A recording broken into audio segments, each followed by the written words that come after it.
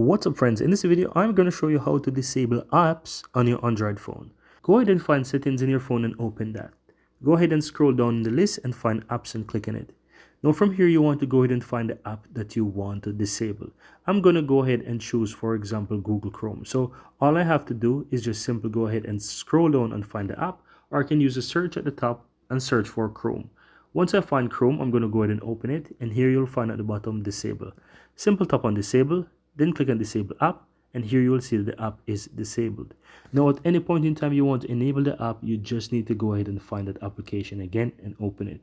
And at the bottom you will find enable, tap on that to enable the app, and that's pretty much it.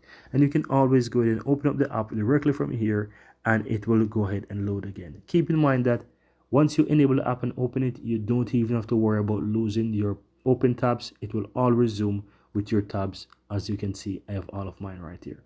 And that's pretty much it, guys. Very easy and very simple.